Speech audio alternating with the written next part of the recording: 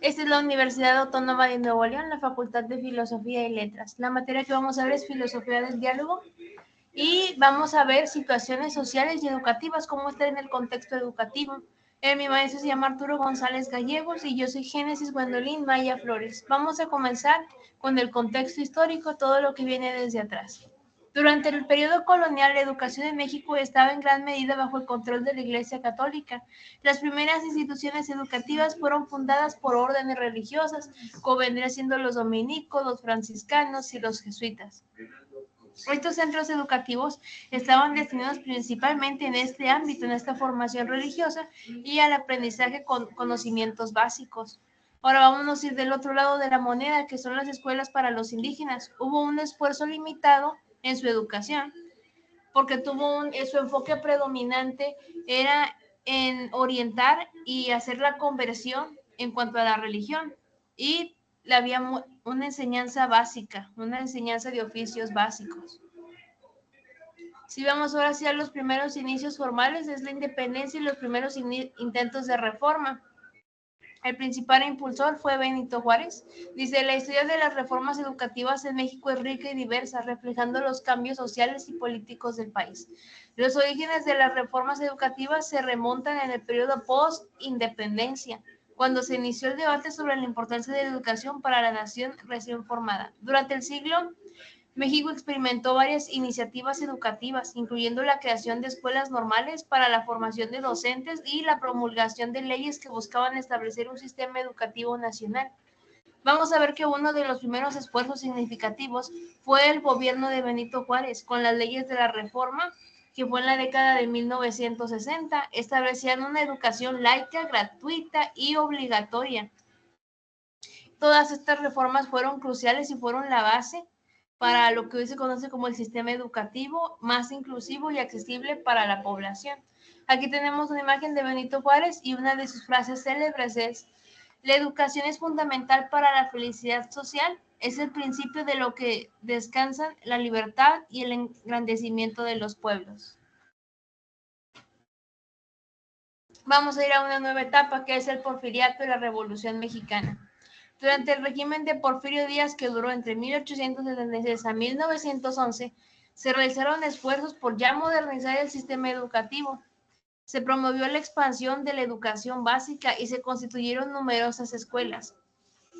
Durante este movimiento de la Revolución Mexicana, que fue una década que fue de 1910 al 1920, trajo un enfoque renovado hacia la educación. La Constitución de 1917 incluyó el artículo 3, que es la obligatoriedad de la educación primaria, laica y gratuita, marcando un hito en la educación pública en México. Aquí es en donde oficialmente ya la educación ya es obligatoria.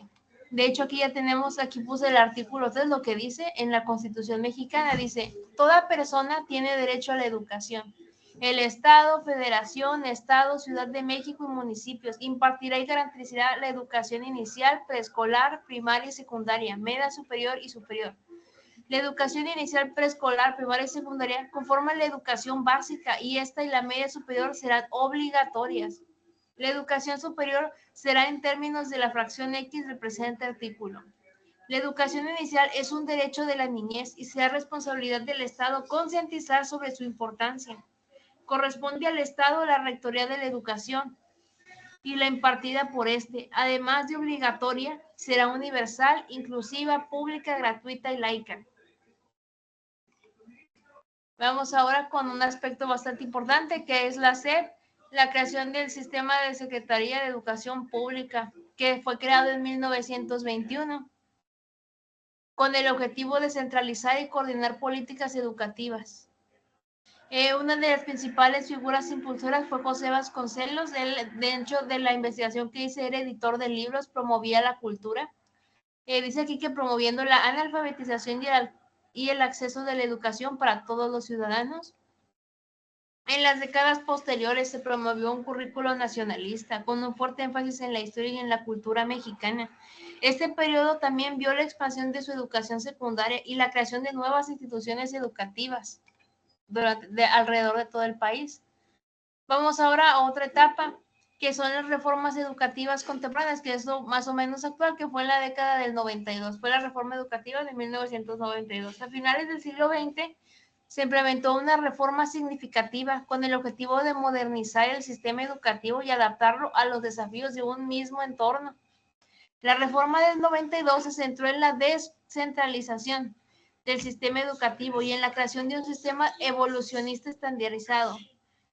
Ahora se van a preguntar, ¿qué es la descentralización? Bueno, es la reforma que permitió una mayor autonomía en los estados y municipios en la gestión educativa, aunque con desafíos en la implementación de uniformidad del sistema. Y aquí tenemos una imagen de nuestro presidente firmando o aceptando esta nueva constitución. Ahora vamos a lo más actual, que es la reforma educativa del 2013. Fue impulsada por el presidente Enrique Peña Nieto y tuvo un impacto profundo en el sistema educativo. Sus principales objetivos fueron mejorar la calidad de la educación, fortalecer la evaluación docente y actualizar sus contenidos educativos. Vamos a hablar un poco sobre la evaluación y la meritocracia. Se introdujo un sistema nacional de evaluación para los maestros, buscando una mayor transparencia, meritocracia en el sistema educativo.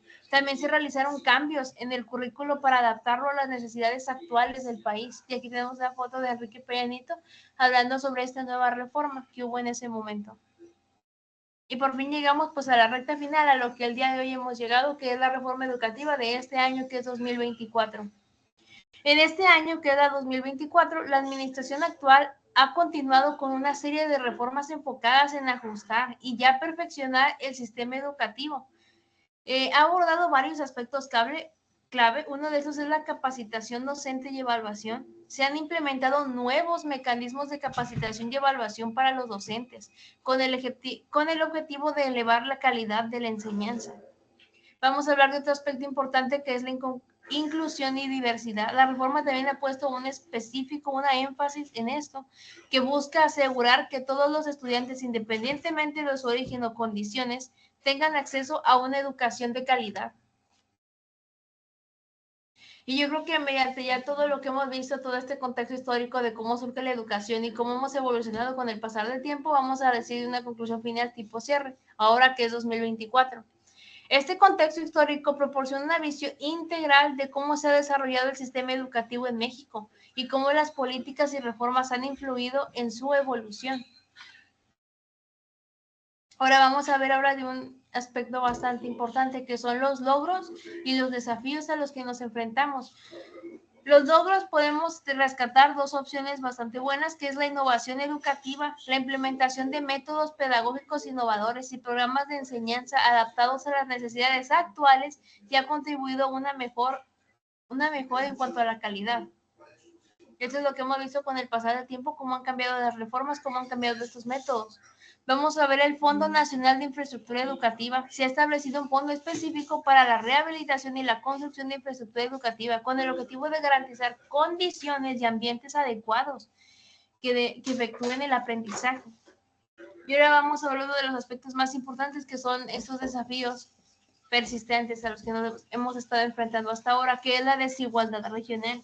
Aunque se han hecho avances, persisten desigualdades significativas en la calidad de la educación entre las zonas urbanas y rurales, así como entre distintas regiones del país. También vamos a hablar ya hablamos sobre la desigualdad regional, bueno, ahora vamos a ver de la calidad.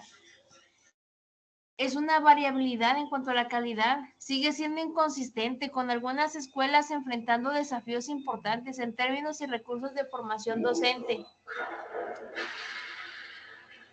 Ahora hablaremos de los proyectos a futuro. Vamos a hablar de la educación digital. La integración de la inteligencia artificial y la educación personalizada está prevista para transformar el aprendizaje, permitiendo experiencias educativas más adaptadas a las necesidades individuales de los estudiantes. Vamos a ver también el aprendizaje basado en proyectos. Se espera un aumento en el uso del aprendizaje basado en proyectos que fomenta habilidades prácticas y resolución de problemas comparados a un nivel real, que es un entorno laboral. Pues aquí se va a colocar esto. Y por último, yo creo que lo más importante aquí son las referencias bibliográficas. Gracias.